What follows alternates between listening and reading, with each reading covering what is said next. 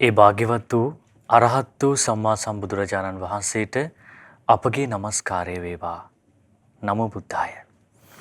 සම්බුදු සිතක අසිරිය සදහම් දේශනාව අදත් අප ආරම්භ කරන්නටයි සූදානම් වන්නේ. ඉතින් සම්බුදු සිතේ තිබෙන අසිරිය මෙතරම් ආශ්චර්යයිද කියලා හිතෙන තරමටම අපට මේ උතුම් සදහම් දේශනාව උපකාරී වෙනවා භාග්‍යතුන් වහන්සේ ගැන දැනගන්න. භාග්‍යතුන් වහන්සේගේ දස බල ඥානයන් පිළිබඳව සම්බුදු සිතක අසිරිය සදහම් දේශනා මාලාවෙන් ඔබට පැහැදිලි කරනවා. ඉතින් අද දවසේ තුතුම් අනුශාසනාවන් සිදු කරන්න පින්වත් ස්වාමින් වහන්සේ වැඩම කරන්නට දුනා. වැඩම කරන්නට දුන අපගේ පින්වත් ස්වාමින් වහන්සේට নমස්කාරය වේවා. සාදු සාදු සාදු. අද උතුම් සදහම් දේශනේ වෙනුවෙන් විකාශන අනුග්‍රහය දරන්නේ ජායල ඉසුරුවනේ අංක 1068 11 නිවසේ පදිංචි ශ්‍රද්ධා මාසික ධර්මදාන සමාජිකා පින්වත් විමලා රණතුංග මහත්මිය, ඒ වගේම ටී.ජී. කරුණාතිලක මහතා, ඒ වගේම මංජුල, ඒ වගේම සම්පත් යන පුතුන් දෙදෙනා, නිලක්ෂි දියණිය, ඒ වගේම මේනකා සහ මල්ලිකා යන ලේලියන්, ඒ වගේම සෙන්හස් සහ අනුහස් යන මුණුබුරන් දෙදෙනා යන පින්වත් සිළු දෙනා එකතු වෙලයි භාග්‍යතුන් වහන්සේගේ අසිරිමත් ධර්මයේ පැහැදිලි කර දෙමින් ඒ සම්බුදු සිතක අසිරිය ඔබට පැහැදිලි කර දෙන උතුම් සදහම් දේශනා මාලාව වෙනුවෙන් විකාශන දායකත්වයේ දරන්න. ඉතින් අපි මහා සංඝරත්නයට ආරාධනා කරමු උතුම් සදහම් දේශනෙ මෙතෙන් පටන් ආරම්භ කරන්න. අවසරයි පින්වත් ස්වාමින් වහන්සේ. සාදු සාදු සාදු. නමෝ බුද්ධාය. සියලු දෙනාටම තෙරුවන් සරණයි. නමෝ තස් භගවතෝ අරහතෝ සම්මා සම්බුද්දස්ස. සාදු සාදු සාදු. පරම පූජනීය කල්යාණ මිත්‍ර ගුරු දේවෝත්තම පින්වත් ලොකු ස්වාමීන් වහන්සේට නිදුක් නිරෝගී සුවපත් භාවයේ චිරජීවනයේ සැලසේවා. තුනුරුවනි අනන්ත ආශිර්වාදයේ දෙවියන්ගේ දෑමි රැකවරණ සැලසේවා. අප සියලු දෙනාගේම নমස්කාරය වේවා. සාදු සාදු සාදු.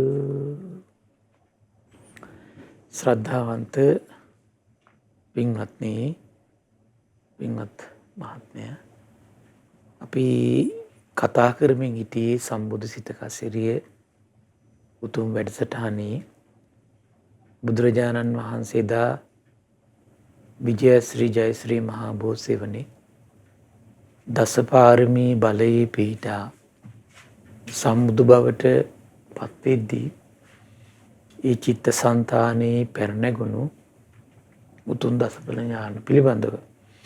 එතකොට මේ වෙනකොට අපි දසබල ඥාන 6ක් කතා කරලා ඉවරයි. අද 280 වෙනි වැඩසටහන.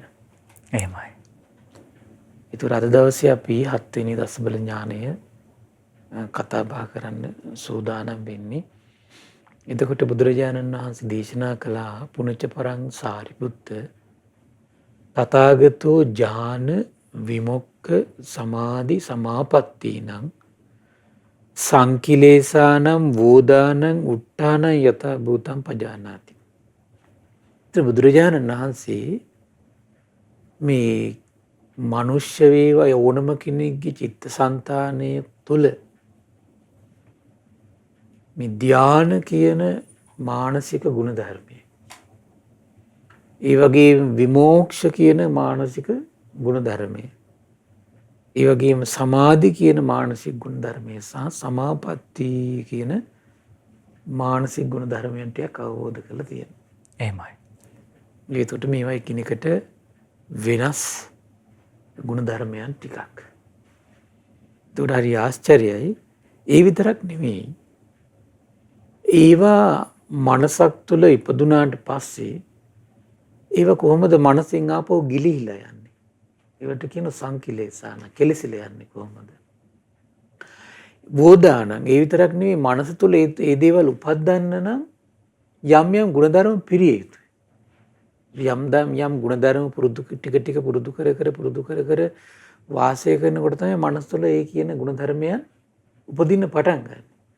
ඒ කියන්නේ පිරිසිදු වෙන ගුණ ධර්මය. ඒකට කියන වෝදාතාන. වෝදාන. ඒ විතරක් නෙමෙයි ඒ වගේ නැගී සිටින්නේ කොහොමද? දැන් ඒව මනසත් තුළ උපද්ද ගත්තට පස්සේ ඒ වගේ නැගී සිටින්නේ කොහොමද කියන මේ සියලු කාරණාවන් තථාගතයන් වහන්සේ යථාර්ථයක් විදිහටම අවබෝධ කරගෙන තියෙනවා. ඒතර බලන්න මේ දේවල් හරි ආශ්චර්යයි. තථාගත සම්මා සම්බුදු කෙනෙක් මේ ලෝකෙට මේ කියන මානසික විෂයන් වෙන කෙනෙකුට විශේෂ වෙන්නේ. මෙච්චර පිරිසිදු විදියට. ඒතර මේවා කෙලෙසිලා යන්න පුළුවන් ආකාරය මේ දේවල් මනස තුල ආපහු පිරිසිදු කරවන්න පුළුවන් ආකාරය. දැන් සමහර කෙනෙක් එකපාරට හිතන ඔක්කොම ගෙවල් ඔක්කොම අතහැරලා දාලා කැලේකට ගිහිල්ලා ගියන් හරි කියලා. කැලේකට ගිය පමණින් ප්‍රශ්න විසඳෙන්නේ නැහැ. කැලේකට ගිය පමණින්ම මේ කියන සසර දුකින් එතර කරවන ප්‍රශ්න විසඳන්න බෑ. කැලේකට ගිහිල්ලා. ඒකට කැලේකට යන්න පෙර ඔහු වැඩි යුතු ගුණධර්ම තියෙනවා. පින්න ස්වාමීන් වහන්සේ දැන් බුද්ධ ශාසනය තුල අපි දන්නවා ගොඩාක් ගුණධර්ම ප්‍රශංසා ලබනවා. දැන් ස්වාමීන් වහන්සේ ආරම්භයේදීම කිව්වා මානසික ගුණධර්ම කියලා. ස්වාමීන් වහන්සේ ගුණධර්ම කියන දේ තව ටිකක් පැහැදිලි කරගත්තොත් හොඳයි කියලා හිතනවා. දැන් ගුණධර්මයේ මෙන්න මේයි මෙන්න මේ විදිහට අපිට ගුණධර්මයේ හඳුනා ගන්න පුළුවන් කියලා ස්වාමීන් වහන්සේ. දැන් බලන්නකො සිල් ටික රැක්කත් ඒ ගුණධර්මයක්. අපි සාමාන්‍යයෙන් ගුණධර්ම කියන වචනේ පාවිච්චි කරන සිංහලේ. ඉතින් බුද්ධ වචනේ තුළ ඒ වචනේ පාවිච්චි කරන්නේ තනික ධර්මය කියලා. ධර්මය අධර්මය. එහෙමයි. එතකොට දැන් සීලය කියලා කියන්නේ ධර්මය. සතුන් මැරීමෙන් වැළකිනවා ඒක ධර්මය. අපි සිංහල භාෂාවේ ඒක පාවිච්චි කරන ගුණ ධර්මයක්. ඒ ගුණ ධර්මයේ මේ මානසික ගුණ ධර්මයේ පුරුදු කරන්න අනුග්‍රහ කරනවා. සොරකමින් වැළකීම ඒක ගුණ ධර්මයක්. ධර්මයෙන් කියනවා නම් අපි ධර්මයක් ඒක පුරුදු කරනවා. ඒතර සතුන් මැරීම කියන අධර්මය. හොරකම කියන්නේ අධර්මය. වර්ධිකාම සේවනය කියන්නේ අධර්මය. ඒතර ඒකට ප්‍රතිවිරුද්ධ වචනේ තමයි ධර්මය. කොහොමද? සතුන් මැරීම වැළකීම ධර්මය. සොරකමින් වැළකීම ධර්මය. අනාචාරයෙන් වැළකීම ධර්මය. බොරුවෙන් වැළකීම ධර්මය. බොරු කීම අධර්මය. කේලමින් වැළකීම ධර්මයක්. කේලම් කීම අධර්මයක්. එහෙමයි. හිස් වචන කීම අධර්මයක්. හිස් වචන කීමෙන් වැළකීම ධර්මයක්. පරුස වචන කීම අධර්මයක්. පරුස වචන කීමෙන් වැළකීම ධර්මයක්. ඒතර මේව තමයි මිත්‍යා ආජීවී අධර්මයක්, සම්මා ආජීවී ධර්මයක්. ගුණ ධර්මයක් කියලා අපි ඒකට සිංහල භාෂාවේ සිංහල භාෂාව හරි සුන්දරයිනේ. ඒතර සිංහල භාෂාව ඒක ලස්සන කරන්න තව හැඩ කරන්න ලස්සනට වචන එකතු වෙලා තියෙනවා ඒක. ඒතර ඒව තමයි අපි ගුණ ධර්ම කියලා වචනේ පාවිච්චි. ඒව කායික වාචසිකව පුරුදු කරන ගුණ ධර්ම ඒවා. එහෙමයි. ඒතර මේ කායික වාචසිකව උපදවන ගුණ ධර්මයන් වලට ඊට පස්සේ මානසිකවත් එයා ගුණ ධර්ම පුරුදු කරනවා. කොහොමද? අනුන් සතු දේවල් තමන් සතු කරගන්න සාමාන්‍ය මේ හිතේ ස්වභාවය තමයි ප්ලෑන් නේද? ඒක තමයි මානසික ස්වභාවයක් ඒක. ඒක අධර්මයක්. එතකොට අනුන් සතු දේවල් සමන් සතු කරගන්න හිතේ ප්ලෑන් නැන්දනකොට ඒක අත්හැරීම ධර්මයක්. එහෙමයි. ඊට අනිත් සත්‍ය විනාශ කරන්න ප්ලෑන් නැදෙනවා. ඒක අධර්මයක්. එතකොට දැන් ප්ලෑන් නැදෙනවා කියවම ඒක සාමාන්‍ය තේරුම් ගන්න පුළුවන් යාට. එතකොට ඒක අත්හරින පුරුදු වීම ධර්මයක් ඒක. සිංහල භාෂාවේ කියන ගුණ ධර්මයක්. එතකොට කර්මඵල විශ්වාස නොකිරීම අධර්මයක්. ඊළඟ කර්මඵල විශ්වාස පටන් ගැනීම කියන්නේ සම්මා දිට්ඨිය. මිත්‍යා දෘෂ්ටිය ධර්මය. සම්මා දිට්ඨිය පිහිටීම ධර්මය. එතකොට මේ කියන මානසික ධර්ම, කායික ධර්ම, වාචසික ධර්ම. ওই ධර්මයන් පුරුදු කරනකොට බුද්ධ ශාසනයක් තුල සුවිශේෂී ගුණ ධර්ම පුරුදු කරන වාසනාව උදා වෙනවා. අරව ධර්මයක් තමා. නමුත් මේ ධර්මය පුරුදු කළාට ඒ කිසි කෙනෙකුට අප වෙන්න බෑ. එයා සතර පාය යන්නේ කියලා. කායික සුචරිතය පුරුදු කළත්, වාචික සුචරිතය පුරුදු කළත්, මානසික සුචරිතය පුරුදු කළත් මේ කිසි ගුණ ධර්මයකට සතර පාය යන්නේ නැහැ කියලා අප වෙන්න බෑ. සතර පාය යන්න පුළුවන්. එහෙමයි. මොකද ඒකට හේතුව සංසාරේන පැරණි කර්ම පවා ඔය උපද්දන ගුණධර්ම ටික වහගෙන ඉදිරිපත් වෙන්න පුළුවන්. සංසාරේ කරපු දේවල් පවා. ගුණධර්මය කියන්නේ එතකොට ස්ථිර දෙයක්ුත් නෙමෙයි. ඒකට යම් අභියෝග තියෙනවා නේද? අනිවාර්යෙන් තියෙනවා. අනිවාර්යෙන් තියෙනවා. එතකොට දැන් මේ උපද්දන කායික වාචික මානසික ගුණධර්ම ටිකට බුද්ධ ශාසනයක් තුළ තමයි ස්ථිර විසඳුමක් එන්නේ. කුමක්ද? භාග්‍යතුන් වහන්සේගේ අවබෝධය ගැන හිත පහදින් පටන් ගන්න. එහෙමයි. අන්නේ පහදින හැබැයි අර ඔය කියන භාග්‍යතුන් වහන්සේ ගැන පහදිනවා කියන ගුණධර්මය අර ගුණධර්මයන් මත පිහිටල වැඩෙන එකක් ඒක. ඒක හැම කෙනාටම දියුණු වෙන එකක් නෙමෙයි. තේරුණා නේද? හැම කෙනාටම ඇති වෙන එකක් නෙමෙයි. ඒකයි මේකට සංසාරේ පුණ්‍ය බලයක් ඕන කියලා අපි හැමතිස්සෙම නිරන්තරයෙන් කතා කරනෝනේ. එහෙමයි. ඒක දැන් මේ අපි කොච්චර ධර්මයේ කිව්වත් මේ ලෝක ශ්‍රද්ධාව උපදින්නේ නැහැ නේ හැම කෙනාටම. කොච්චර කිව්වත් ධර්මයේ සමහර අය ඉන්න ධර්මයේ කතාවක් විතර ඒක ශ්‍රද්ධාව උපදින්නේ. ඒක භාග්‍යතුන් වහන්සේගේ අවබෝධය ගැන හිතේ විශ්වාසයක් පැහැදීමක් උපදින්නේ. මේක සත්‍යයක් කියන වැටහීම ඇති වෙන්නේ නැහැ යාට. ඒතර අන්නේ භාග්‍යතුන් වහන්සේගේ අවබෝධය ගැන ශ්‍රද්ධාව උපදිනව නම් විශ්වාසය උපදිනව නම් ආන්ගේ මානසික ගුණධර්මය හරි විශේෂයි. ඊළඟට ඒ ශ්‍රද්ධාවත් එක්කම ඊළඟට මනසේ ඇති වෙන තව විශේෂ ගුණධර්මයක් තියෙනවා. මනසට ඇති වෙන අකුසල් දුරු කරන්න හිත පොළඹවන්නේ අර ශ්‍රද්ධාව විසින්. එහෙමයි. ශ්‍රද්ධාව විසින් පොළඹවන. ඊළඟට තමයි ඊළඟ කාරණේ තමයි මේ සිහිය කියන කාරණේ. ඔය කියන මානසික සියලු ගුණ ධර්මයන්ගේ ඒකරාශීත්වයෙන් තමයි මේ සිහිය කියන ගුණ ධර්මෙ ගොඩ නැගෙන්නේ. එතකොට තමන්ගේ හිත තුළ අකුසල් කයින් වචනින් මනසින් අකුසලේ රැව් පිළිරැව් දෙන ගතිය අඩු කළා ඒ වගේ හිත වළක්වලා පවත්ත ගැනීමේ මානසික හැකියාව උපදින සිහියට.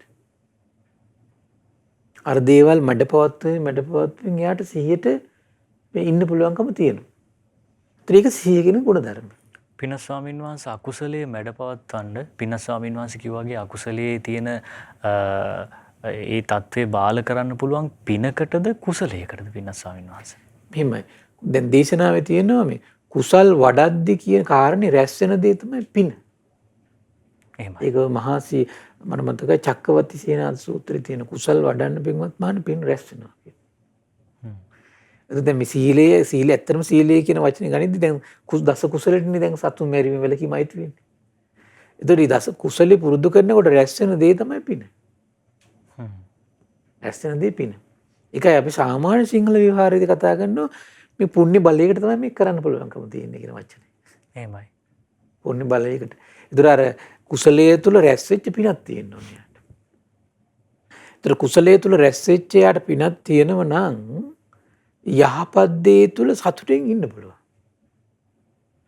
අපි තුමු යහපත් දෙයක් කරනකොට සතුට දැන් අපි තුමු දානයක් දෙනකොට අප්‍රමාණයට සතුටක් තියෙනවා නම් දානය කියන කුසලයාගේ ජීවිතේ ලේසියෙන් අතහැරෙන්නේ නැහැ. එහෙමයි. සතුන් මැරීමෙන් වලකී වාසය කරනකොට යට අප්‍රමාණ සතුටක් උපදිනවා නම් සතුන් මැරීම අතහරින්නේ නැහැ නේ. තේරුණාද? සීල් ගුණ දන් රකින්නකොට බණ අහනකොට කල්යාණ මිත්‍ර සේවනයේදී එයාගේ හිතේ මානසික සුවයක් සතුටක් ප්‍රීතියක් උපදිනවා නම් එයා අර බාහිර ලෝකේ දේවල් පස්සේ දුවයිද? නෑනේ. බාහිර දේවල් ඔහු පාවිච්චි කරන්නේ මේ ජීවිතේ ජීවත් වීම පිණිස පමණයි.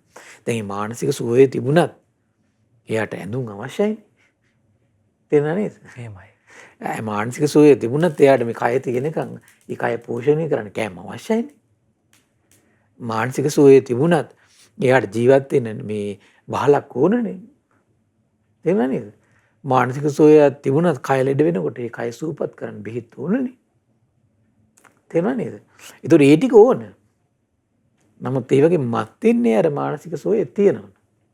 එහෙමයි. එතකොට මේ මානසික සුවය නැතිකමයි මේ ප්‍රශ්න වලට හේතුව. බලන්න එතකොට සමාධිය කියන මානසික සුවය කොහොමද? මේ ශ්‍රද්ධාව කියන මානසික සුවය උපදවගත්තු ශ්‍රාවකයෝ රජකම් අතහැරියනම් නැද්ද බලන්න පොඩ්ඩක් කල්පනා කරලා. මේක මේ පදේ නිකන් මේ හීනයක් වගේ මේක. හීනයක් වගේනේ. අද දැන් රජකම් කරන ඇමතිකම් කරන මිනිස්සුන්ට ඒව අතහරින්න කියන්නේ නමුත් ඒව අතහැර ගන්න බැරුව ඒ වගේ ගැට ගැහිලා ඊට පස්සේ මිනිස්සු මංකොල්ලත් කනවා එහෙන් අනිත් පැත්තෙන් දූෂණ නැද්ද බලන්න. එහෙමයි. ඒතර ඒව වෙනුවෙන් තව පිරිසක් මේ මිනිමරා ගන්නවා. එක නේද ඒකට? එහෙම මිනිස්සුන්ට ඒව අතහැරලා ලබන මානසික සුවයක් ගැන කවුරු කතාද? බොහෝ පිරිසක් ගත්තොත් ඕක ජනතාවගේ සුබ සිද්ධිය වෙනුවෙන් දඟලන හදනව නෙවෙයිනේ ඔය. එහෙමනම් තියෙන අරගල කරන එක නෙමෙයිනේ. ද වර්තමානයේ ගත්තොත් තියෙන වැඩිපුර තියෙන මොනවද? අරගලනේ තියෙන්නේ. ඒ අරගලේ කරන්නේ මනුෂ්‍ය වර්ගය ඇසු දැන් ඒ අරගල තුල කරන දීපල හානි. දැන් ওই දීපල හානි කළාට පස්සේ දැන් ආපහු ওই දීපල ගොඩනගන්නේ ආයි මහ ජනතාවගේ සල්ලි වලින්නේ. එන මේ අරගලයකින් කවදාකවත් මිනිස්යන්ට යහපතක් වෙන්නේ නැහැ නේ. එහෙමයි. ඔය අරගල කරන්නේ මේ මිනිස්යාගේ ඇත්තම සුබ සිද්ධිය යහපත වෙනුවෙන් නෙමෙයි. ඔය අරගල කරන්නේ බලයක් වෙනුවෙන්. අරගලයක් කරන්නේ බලයක් වෙනුවෙන්. මිනිස්යාට ඕන තරම් යහපත කරන්න ක්‍රමවේද තියෙනවා. ඒතර බලන්න දැන් මේ බද්ද ඉතින් එහෙම ලෝකික මේ ශ්‍රද්ධාවෙන් සෝයක් උපද්දනවා කියන එක නිකන් හීනයක් වගේ කාරණාවක්. අර වගේ ලෝකයක් තුලින් එහෙමයි. සිහිය එතකොට සිහියෙන් ඉන්නවා කියන්නේ කොහොමත් වෙන්නේ නැති දෙයක් එතකොට. දැන් අර කියන මානසික ගුණධර්ම තුළට යට ඉන්න බෑනේ තුන මේ කියන සමාජ වටපිටාවත් එක්ක.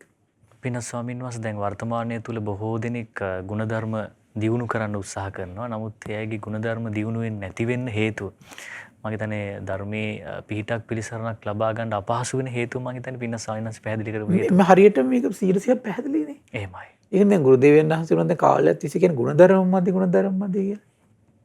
ඒ කියන්නේ කාලයක් තුළ පුරුදු කළ මේ සිල්පද වල බලවත් බව මදි. ඊළඟට වංචා නැති සිතින් වාසය කරපු කාලෙ මදි. එක දවසක් හිටපන්නේ මේක හිත සකස් වෙන්නේ නැහැ නේ. එහෙමයි. ඊළඟට කරුණාව, මෛත්‍රිය, මුදිතාව, උපේක්ෂාව ඒව නැහැ නේ මිනිස්සු තුළ. හැම තැනම තියෙන වංචාවනේ තියෙන්නේ. වංචාවයි බලයට තියෙන කෑදරකම. නැද්ද බලන්න? ඒකට අපිට පේනකොට නිකන් මහා මිනිස්සුන්ට යහපත කරන අදහසින් මහා ලොකු මේ කයිවාරු ගහලා රැස්වීම වල කළාට ඇත්තට මේ මිනිස්සුන්ගේ ඇටි අරමුණ තියෙන බලයට පෙම්මනේ. ආයෙ වෙන්නේ එකක් නෙමෙයි. දැන් බලන්න දැන් එහෙම කතා කරනකොට දැන් බලන්න ඒ පිරිසට කතා කළොත් එහෙම හරියට අපි එකතු වෙලා මේක කරමු අපි කැමති නැහැ. ඇයි? එයාට උන බලය. බලය වුණ. ඒතර මේ ගොඩාක් අද තියෙන්නේ බල වියරුවක් තියෙන්නේ. කරුණා මෛත්‍රී මුදිතා උපේක්ෂා කියන මිනිස්සුන්ගේ හිත වලින් ගැලවිලා ගිහින් තියෙන්නේ. එහෙමයි. ඒව නේ.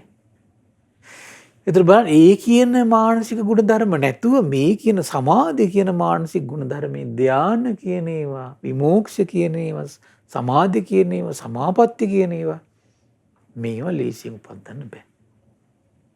අන බුදු කෙනෙක් දකින්නේ ඒකයි. ඒවා කෙලෙසල යන ආකාරයෙන් දකිනවා හිතක පිරිසිදු වෙන ආකාරයෙන් දකිනවා. ඒ වගේ උපදවා ගත්තට පස්සේ ඒ වගේ නැගී සිටින ආකාරයෙන් දකිනවා. අන්න ඒව තථාගතයන් වහන්සේට බලයක් විදියට මනස තුළ එදා සම්බුදු බවට පත් වෙද්දී ඉපදලා තියෙනවා. එහෙමයි. බලයක් විදියට. ඒවට කියනවා ඒ නිසා තථාගත බල. ඒතර යම් කිසි කෙනෙක් ඒ සම්බන්ධයෙන් ඕනම කෙනෙක් ඕනම අවස්ථාවක ඕනම දෙයක් ඇහුවොත් එහෙම ඒ ඕන දෙයකට තථාගතයන් වහන්සේට කිසිම ආකාරයකට කාලය අරගෙන කල්පනා කර කර එහෙම ඉන්න දෙයක් නෑ තථාගතයන් වහන්සේ. එහෙමයි. මොකද සියල්ල එදා සම්බුදු බවට පත් වෙලා තමන්ගේ ජීවිතයේ අත්දැකීමක් බවට පරිපූර්ණ වශයෙන් පත් වෙලා ඉවරයි.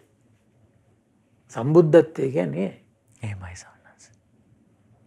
එතකොට පරිපූර්ණ වශයෙන් තථාගතයන් වහන්සේගේ චිත්තසංතානයේ පරිපූර්ණ අවබෝධය ඇති වෙලා තියෙනවා. ඒතර බලන්න දැන් සම්බුද්ධත්වයට පත් වෙන්න පෙර මහ බෝසතාණන් වහන්සේ ගත කළේ දුෂ්කර ක්‍රියාවක තුලනේ. ඒතර මේ දුෂ්කර ක්‍රියාවෙන් පස්සේ තමයි මුලින්ම තථාගතයන් වහන්සේ එතකොට මේ සමාධි කියන ධාන කියන මානසික ගුණය තුල පිළිట్లా වාසය කරන්න පටන් ගත්තා. ඉතින් මම මේ මුල් දේශනාවෙන් ඒ නිසා කල්පනා කළා බුදුරජාණන් වහන්සේගේ අන්නේ ජීවිතය ගැන පොඩි පැහැදිලි කිරීමක් කරන්න මුල් කාලේ ගත කරපු ජීවිතේ පස්සේදී ඒ සමාධි සෝයේ උපදව ගන්න මොන වගේ මානසික කැපකිරීමක්ද කළේ කියන කාරණේ. ඒතර බුදුරජාණන් වහන්සේ දැන් ඔය මහා සත්‍යක සූත්‍රයේ තියෙනවා කාලයක් දුෂ්කර ක්‍රියා කළානේ. එහෙමයි. දුෂ්කර ක්‍රියා කළාට පස්සේ මේ වැසිකිලි කැසිකිලි යන්න හදනකොට යටිකුරු වෙලා ඇත්තටම කලන්ත ඇදලා වැටුණා කියනවා.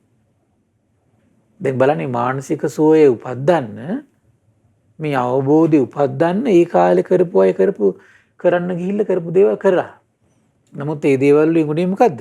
අන්තර කලන්ත ඇදලා වැටුණා කියනවා. මේ ශාරීරික අතපය පරිමදනකොට ඇඟේ මවිල් ඉගිරිලා ගියා කියනවා. මම දැකලා මිනිස්සු කිව්වා කියන මේ ශ්‍රමණයා හරි කළුයි නේ. ඒ තරමට කුෂ වෙලා. ඒකට තව මිනිස්සු කිව්වා කියන නෑ මේ ශ්‍රමණයා කළු නෑ. මේ ශ්‍රමණයා නහද රත්තරන් පාට. ඒ ඉස්සෙල්ලා දැකපු කට්ටියක් ඉන්නෝනේ. ඒකට තවත් මිනිස්සු මෙහෙම කිව්වා කියන නෑ ශ්‍රමණයන් මේ ගෞතමයන් වහන්සේ තලිලු පාටයි. පින්වත් අග්ගවිස්සන ඒසා පිරිසිදුව බැබළුණු මගේ හැමේ පාට පව ආහාර අඩුවීමෙන් පිච්චිලා ගියා කියන. එච්චර එතකොට මේ ආහාර අඩු කරමින් ගිහිල්ලා මෙහෙම දෙයක් කරන්න පුළුවන්ද කියලා බලන්න.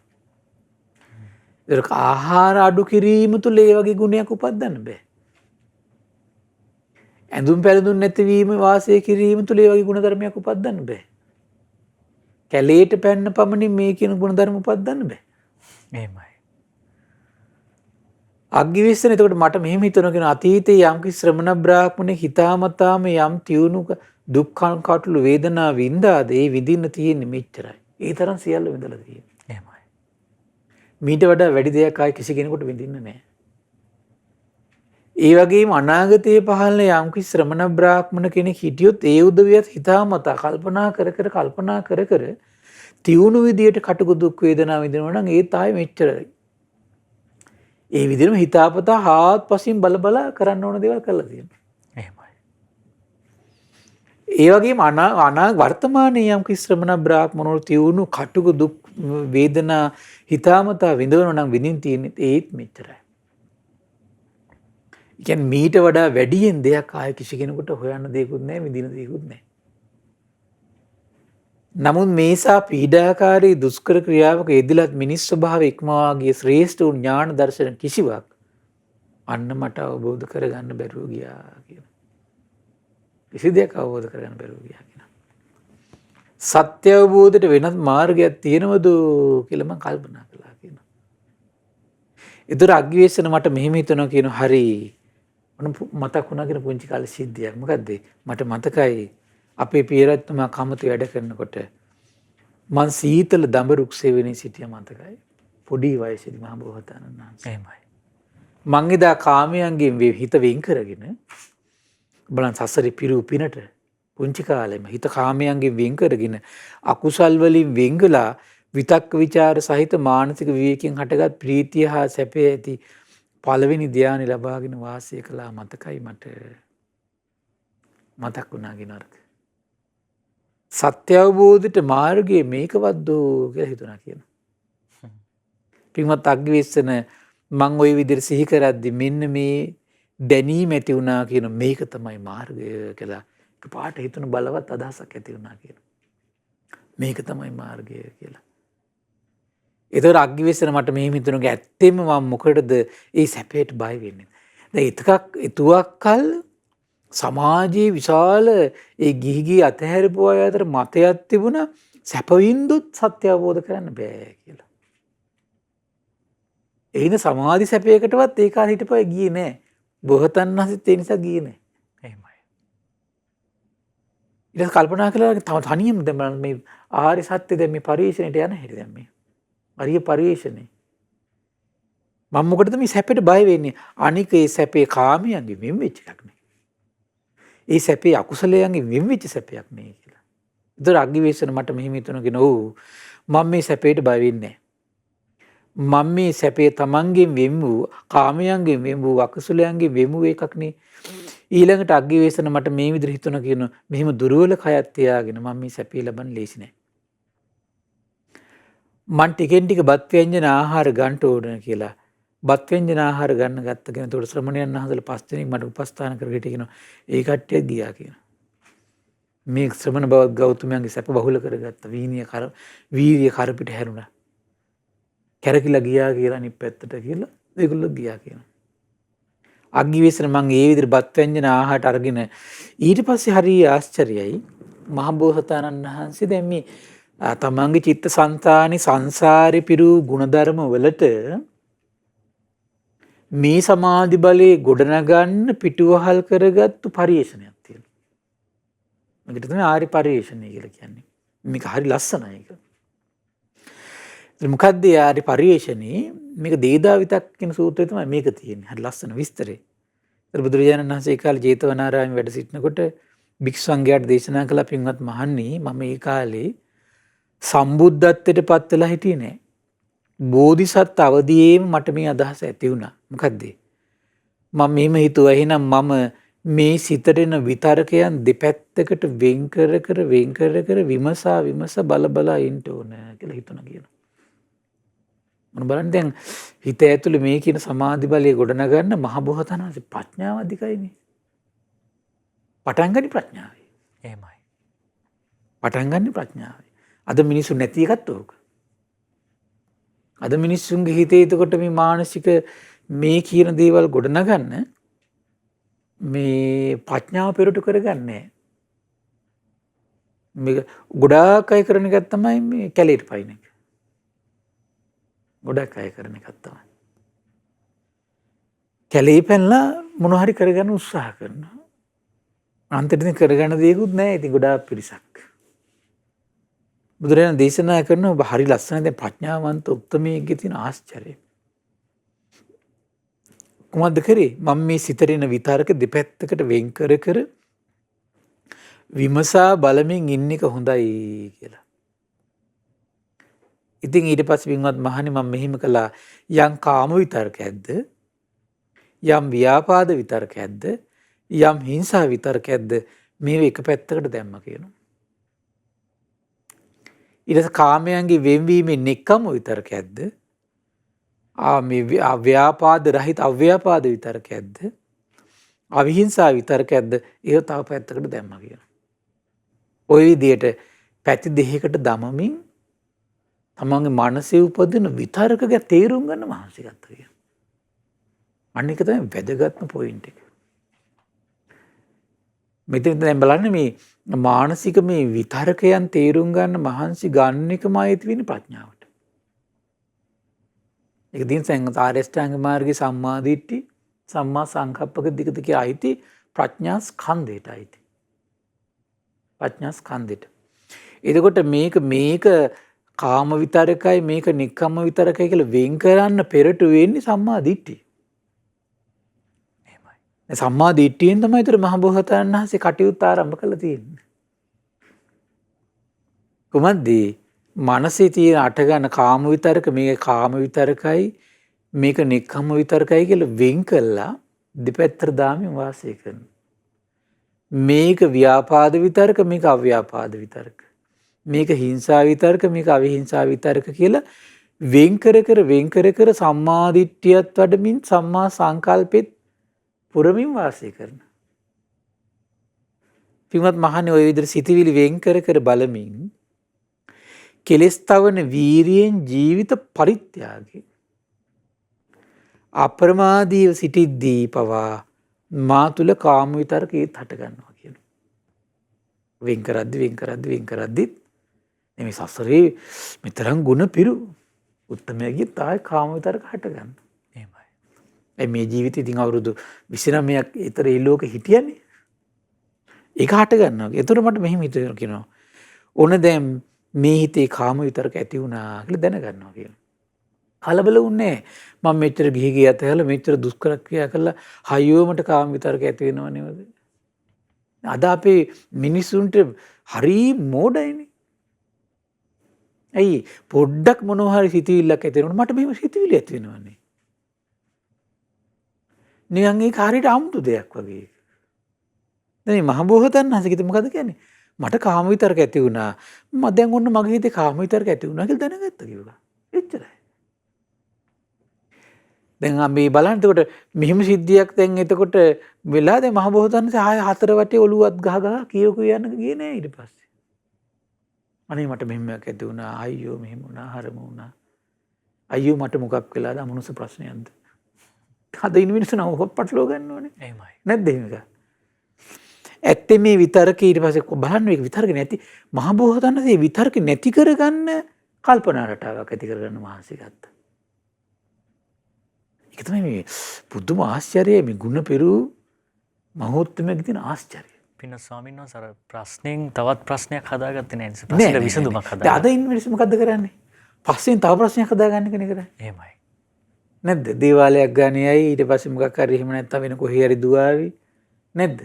හරිය මෙහි දුව ඉන්න පරිසරය හදාගන්නවා මිසක මේ ඇතුලේ හටගත්තු විතරක නිවා ගන්න ක්‍රමයක් කල්පනා කරන්නේ නැහැ. නැගී සිටීමක් නැහැ. හැබැයි පින්නසාරස් දැන් මේ කාලේ මිනිස්සු දැන් ඒ විදිහේ තත්යකටපත් වෙන ගොඩාක් අය ධර්මයේ පුරුදු කරන්න උත්සාහ කරනවා.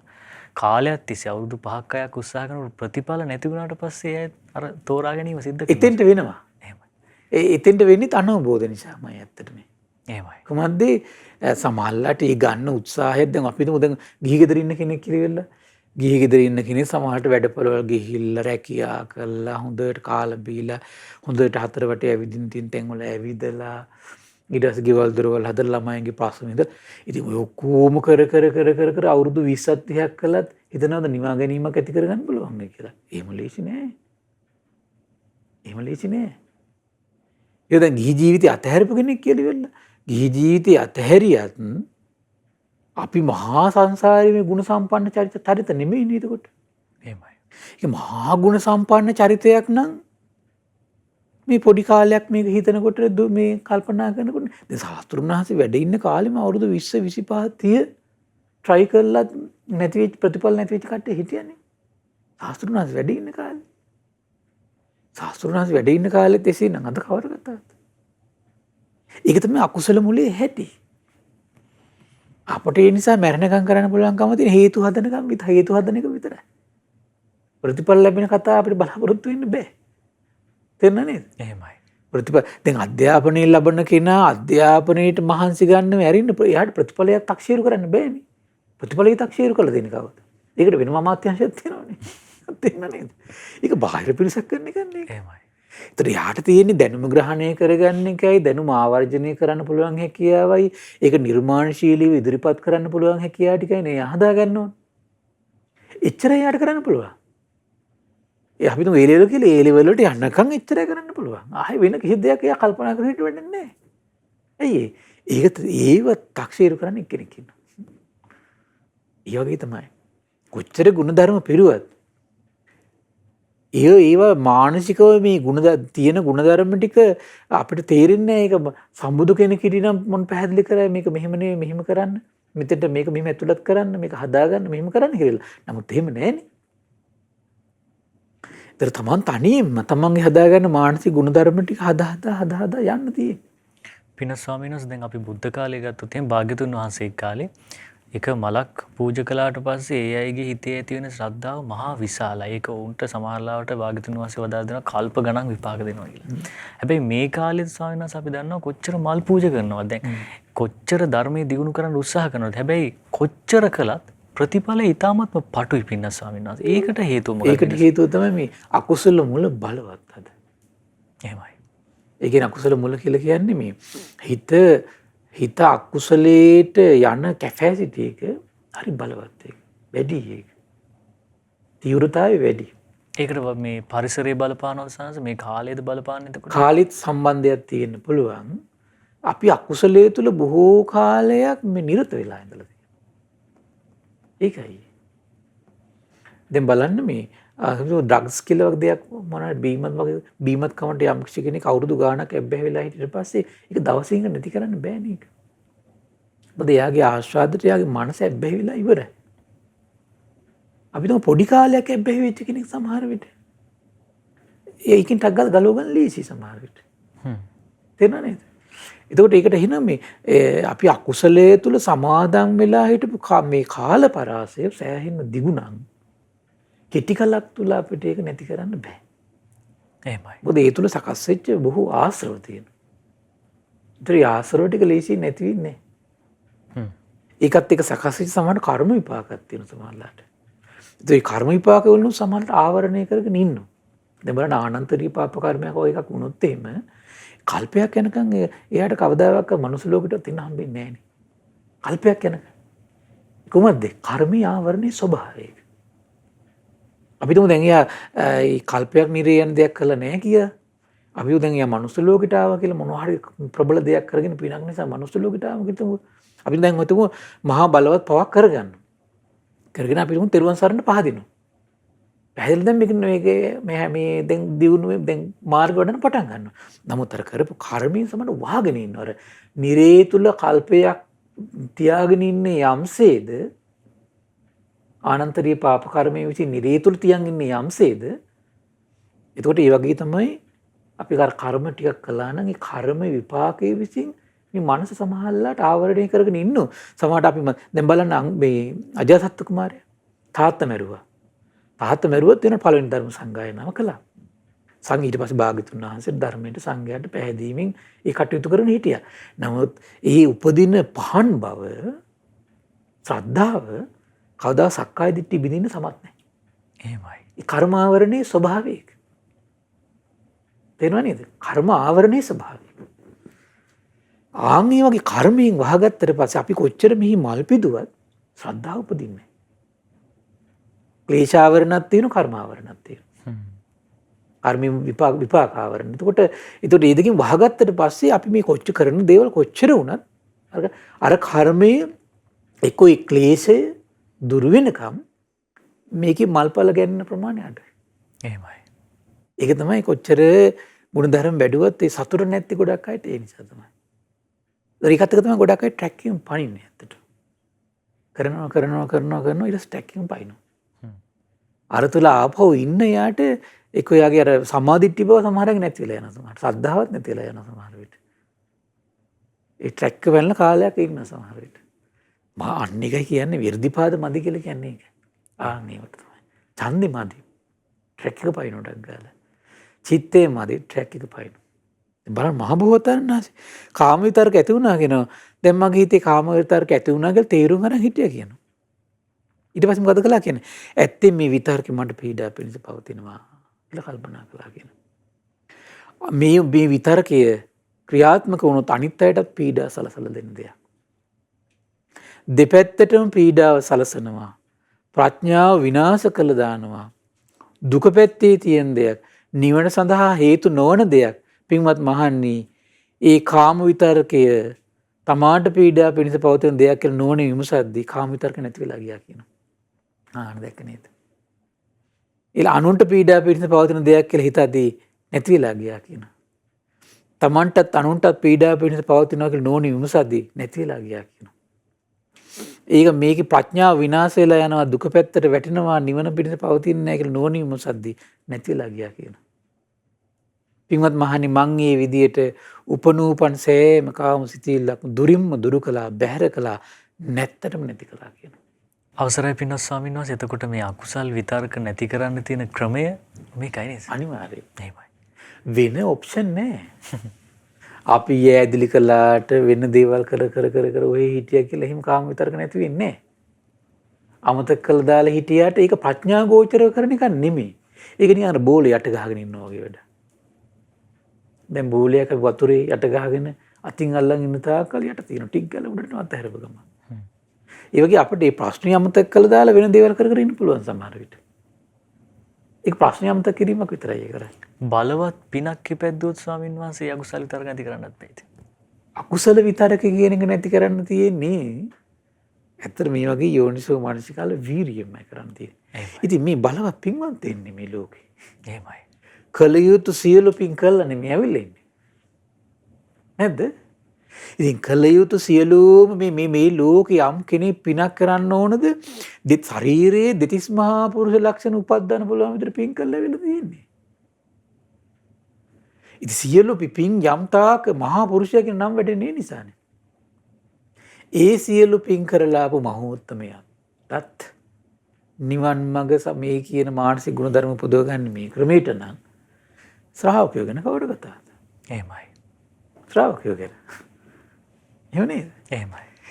ඒ නිසා මේක නිකන් ඒක මං කියන්නේ ඒකට කියන්නේ නුවණින් කරන කල්පනාවක් නෙමෙයි එතකොට ඒක. දැන් සමහර අය කියනවා මේක මෙහෙම කරන්න පුළුවන් කියලා වෙලා. ඉතින් එහෙම කරන්න පුළුවන් නම් අපිට අහන්න තියෙන්නේ නම් බුදුරජාණන් බෝසතාණන් වහන්සේ පින කළා නැද්ද? එච්චරයි. එහෙම නේද? එහෙමයි. බෝසතාණන් වහන්සේ මේ පින කරලා නැද්ද කියලා විතරයි අහන්න තියෙන්නේ. ඒ සියලු පිනින් අග්‍ර වෙච්ච මහ බෝසතාණන් වහන්සේත් මෙසේනම් කළේ. ඉතින් ඊට වඩා අනිත් කිසි කෙනෙක් එහෙම පින් කරන්නේ නැහැ නේ. ඒ කරන කට්ටියත් මේකට මෙතෙන්ට එන්න වෙනවා කවදා හරි දාස. කොයිසි කියන ඔක්කොම දේවල් ටික කරලා. මෙතෙන්ට එන්න වෙනවා. මෙතෙන්ට ඇවිල්ලා මේ දොරටුවෙන් තමයි යන්න දෙන්නේ. එහෙමයි. බෙර දොරටු නෑ. දුරින්ම දුරුණා කියන බැහැර කරන්නේ නැත්තටම නැති කළා කියන. අන්න එහෙම ඉතින් තමයි සමාධි ඵලයේ උපත්තන්නේ. පින්වත් මහණනි ඔය විදිහට සිතවිලි වෙන් කර කර බලමින් කෙලස් තවන වීරියෙන් ජීවිත පරිත්‍යාගයෙන් අප්‍රමාදීව හිටියා කියනවා. අප්‍රමාදී කියලා කියන්නේ හැම තිස්සෙම එතකොට මේ අකුසල විතරක දුරු කර ඉන්නවා. කුසල තුළ හිත පිහිටවගෙන ඉන්නවා. සිටිද්දි ව්‍යාපාද විතරක හට ගන්නවා කියනවා. ව්‍යාපාද විතරක හට ගන්නකොට කොහොමද කල්පනා කළේ? දැන් ඔන්න මට ව්‍යාපාද විතරකයක් ඇති වුණා කියලා දැනගන්නවා කියනවා. දැනගෙන මොකද වෙන්නේ? කල්පනා කරනවා කියනවා මේ ව්‍යාපාද විතරක මට පීඩා පිණිස පවතිනවා. මේ ව්‍යාපාද විතරක අනිත් අයට පීඩා පිණිස පවතිනවා. මේ ව්‍යාපාද විතරක දෙපැත්තටම පීඩා පිණිස පවතිනවා. ප්‍රඥාව විනාශ කරන දෙයක්, දුක පැත්තේ තියෙන දෙයක්, නිවන සඳහා හේතු නොවන දෙයක්. පින්වත් මහණනි, ඒ කාම විතර මේ ව්‍යාපාද විතරකේ මට පීඩා පිණිස සමහර අවස්ථාවලදී මේක මට පීඩා පිණිස පවතිනවා කියලා හිතද්දිම නැතිලා යනවා. සමහර අවස්ථාවලට මේක අනුන්ට පීඩා පිණිස පවතිනවා කියලා හිතද්දි නැතිලා යනවා කියලා. දෙපාර්ශ්වයට මේක පීඩා පිණිස පවතිනවා කියලා හිතද්දි නැතිලා යනවා කියනවා. මේක ප්‍රඥාව දුර්වල කරනවා, නිවන් මගින් ඈත් කරනවා කියලා හිතද්දි නැතිලා යනවා කියනවා. ওই විදියට නැති කරද්දි විනාශ වෙලා ගිහිල්ලා අන්තිම මොකද වෙන්නේ? උපනූපන් සෑම ව්‍යාපාද විතරකයම දුරින්ම දුරු කළා කියන බැහැල කළා කියන නැත්තරම නැති කළා කියන. ඔහොමයි බෝසතාණන් වහන්සේ. දැන් බලන්න මේ සංසාරේ මේ පාරමී බල පිරු උත්තමයි. මේ පාරමී බලය පුරනවා කියලා කියන්නේ පුරලා පරිපූර්ණත්වයට පත් වෙනවා කියන අදහස. ඒ පරිපූර්ණත්වයට පත් වෙච්ච උත්තමයන්ත් අන්තිම මෙතෙන්ට ආවා. අපි ඉතින් මෙතෙන්ට එන්න ඕනේ නැද්ද එහෙනම්? එහෙමයි. එහෙනම් අපි මෙතෙන්ට එන්න ඕනේ නැහැ කියලා හිතනව නම් අපි මාර්ගේ වරද්දගෙන. එච්චරයි කියන්නේ. අපි මාර්ගේ වරද්දගෙන. ඊට විහිංසාව විතරක හට ගන්නවා කියන ඕන. එතකොට මොකද වෙන්නේ? මේ විහිංසාව විතරක මට පීඩා පිණිස පවතිනවා. මේ විහිංසාව විතරක අනිත් අයට පීඩා පිණිස පවතිනවා. මේ විහිංසාව විතරක දෙපැත්තටම පීඩා පිණිස පවතිනවා. ප්‍රඥාව දුර්වල කරනවා. නිවනින් ඈත් වෙනවා කියලා හිතද්දි මොකද වෙන්නේ? ඒ හිංසාව විතරක නැතිලා ගියා කියනවා. පින්වත් මහණනි, මේ විදියට උපනූපන් සෑම විහිංසා සිතවිල්ලක්ම දුරින්ම දුරු කළා කියනවා. බැහැර කළා කියනවා. නැත්තරම නැති කළා කියනවා. හරි ආශ්චර්යයි එතකොට. ඒතර මේ වගේ මානසික හැකියාවක් දැන් මෙතන තියෙන්නේ සම්මා දිට්ඨියයි සම්මා සංකල්පය. සම්මා වායාම. සම්මා සතිය. මේ ටික තමයි මේ වෙඩෙන්නේ. එහෙමයි. දැන් අපි මේ ආපහු මහා චත්තාරික සූත්‍ර සමහර කතා බහට ගන්න මේ. මොකද සම්මා සමාධියට ප්‍රධාන අනුග්‍රහයක් දෙන එකක් මේ මහා චත්තාරික සූත්‍රයේ ලස්සන විග්‍රහයක් තියෙනවානේ. ඒතර බලන්න මේ කල්පනාවට එන තුරු අපිට පිටක් නෑ. අපිට පිටක් නෑ. ඇත්තටම නිවන් මඟ වඩලත් නෑ එතකොට යා. ආරම්භ කරලත් නෑ. නිවන් මගේ ආරම්භය තියෙන මෙතන. ප්‍රවිෂ්ඨ වීම තියෙන මෙතන. අපි දොරටුවට එනවා කියලා කියන්නේ දොරටුව ගාවට එනවා කියන්නේ නිවන් මගේ මෙතන. මේක පැත්තකින් තියලා මම මේක නිවන් මගක් උපද්දනවා කියලා කෙනෙක් කියනවා නම් ඒ වාක්‍යයත් අසත්පුරුසයි. එයත් අසත්පුරුසයි. එච්චරයි කියන්න තියෙන්නේ. වෙන පැද්දීමක් නැහැ. ඒතකොට එයා භාග්‍යවතුන් වහන්සේගේ අවබෝධයට පහර ගහලා ඒත් සමහරට ඒ අවබෝධයට පහර ගහ එයාට පුද්ගලික දෙයක් කරනවා එයා. දැන් බලන්න එතකොට එහෙම කරනකොට එයාට මේ සමහරලාට යා කරන දේෙන් යට නිවන් මඟ විවර වේද? නෑ, යා භාග්‍යතුන් වහන්සේගේ අවබෝධයට ගරහමින් තමයි, නිඳා කරමින් තමයි ආය දෙයක් කරන්නේ එතකොට. තේරෙනව නේද? ආන් ඒක තියෙන නිසා ඉතින් අපේ දේශනාවේ ලස්සනම කොටස ඊළඟට ඉතුරු වෙනවා අපිට. එහෙමයි. බොහෝතන සමාධි බලය ගොඩනගන ආකාරය බොහොම ලස්සනට පැහැදිලි කරනවා. ඒ නිසා මේ පින්වත් සියලු දෙනාටම අපි ආශිර්වාද කරනවා මේ උදාර මානසික ගුණධර්ම දියුණු කරන්නට, මේ උදාර කල්පනාව තමන්ගේ සිතේ ඇති කරගන්නට මේ රැස් කළ පිනත් එකසේ හේතු වාසනා වේවා. සාදු සාදු සාදු. සම්බුදු සිතක අසිරිය සදහම් සාකච්ඡාවේ අද දවසේත් පුණ්‍ය අනුමෝදනාව සිදු කරන්න අප පින්වත් ස්වාමින් වහන්සේලා දෙපා වන්දනා කොට ආරාධනා කරමු. අවසරයි පින්වත් ස්වාමින් වහන්සේ.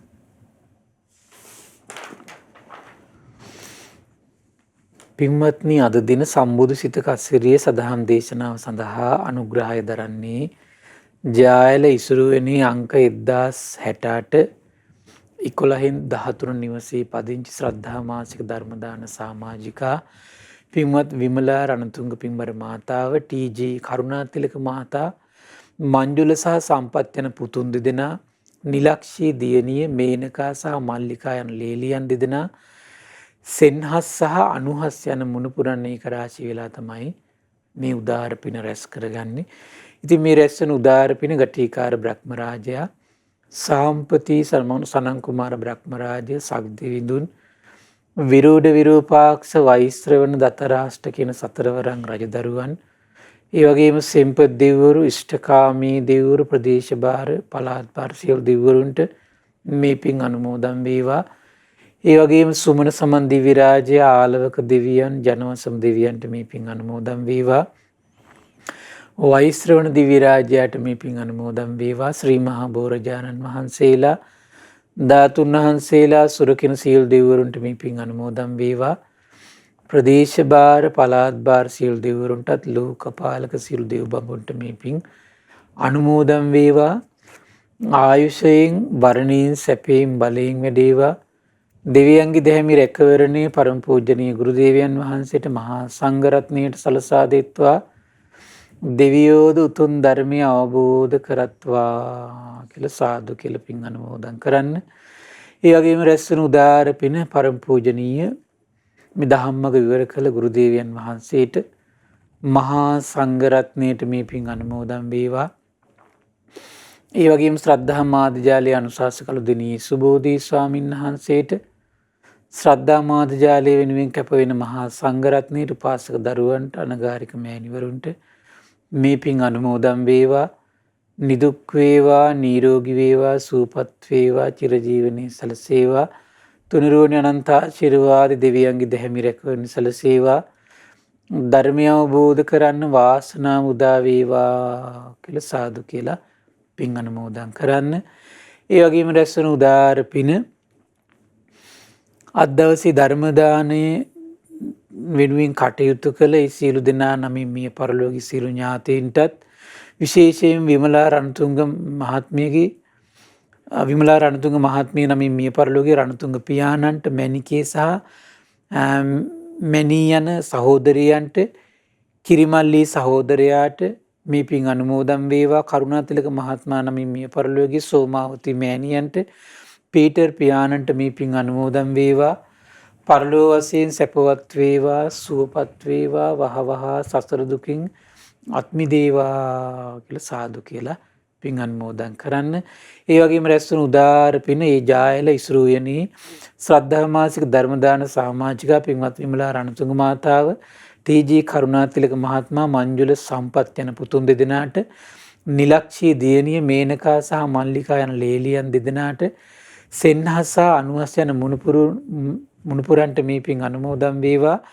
6 ශ්‍රේණියේ ගුණ ලබන සෙන්හස් මුණුපුරාට එක වසරේ ඉගෙනීම ලබන අනුහස් මුණුපුරාගේ අධ්‍යාපන කටයුතු සාර්ථක වේවා. නිදුක් නිරෝගී සුවපත් භාවයේ සැලසේවා.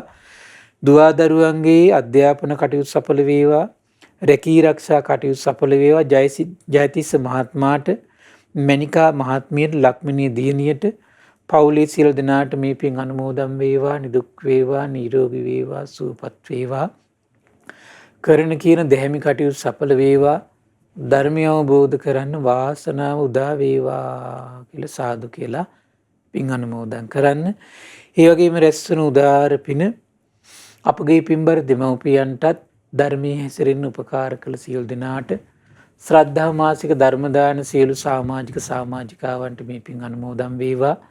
ශ්‍රද්ධා කාර්ය මණ්ඩලයේ සියලු දෙනාටම සිව්පසයෙන් වෙප උපකාර කරන සියලු දෙනාට කොරෝනා වෛරසයෙන් පීඩා විඳින සියලු දෙනාටමත් අපට කුඩා කල සිට උපකාර කළා වූ සියලු ගුරුවරුන්ට මේ පින් අනුමෝදන් වේවා.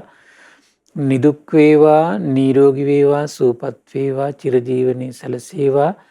තුනුරුවනේ අනන්ත ආශිර්වාද දෙවියන්ගේ දැහැමි රැකවරණ සැලසේවා. ධර්මය අවබෝධ කරන්න වාසනාව උදා වේවා කියලා සාදු කියලා පින් අනුමෝදන් වෙන්න. සියලු දෙනාටම තෙරුවන් සරණයි. නමෝ බුද්ධාය. සම්බුදු සිතේ අසිරිය පිළිබඳව අපට කියලා දෙමින් උතුම් සදහම් දේශනාව සිදු කරන්නට යෙදුණු පින්වත් ස්වාමින් වහන්සේට අප පුණ්‍යානුමෝදනා කරමු. මහා සංඝරත්නයේ නිදුක් වේවා, නිරෝගී වේවා, සුවපත් වේවා, සුවසේ උතුම් ධර්ම අවබෝධය ලබත්වා. සාදු සාදු සාදු.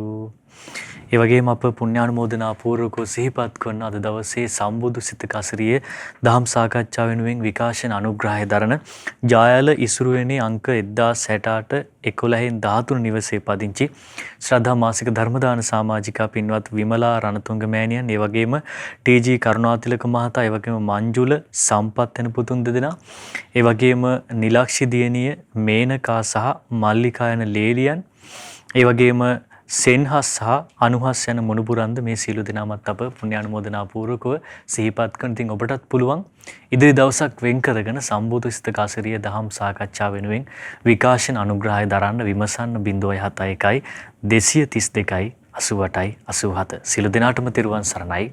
නමෝ බුද්ධාය. මෙවැනි වටිනා ධර්මදේශනා ශ්‍රවණය කිරීමට ශ්‍රද්ධා ඩේලි YouTube චැනලය සබ්ස්ක්‍රයිබ් කරන්න.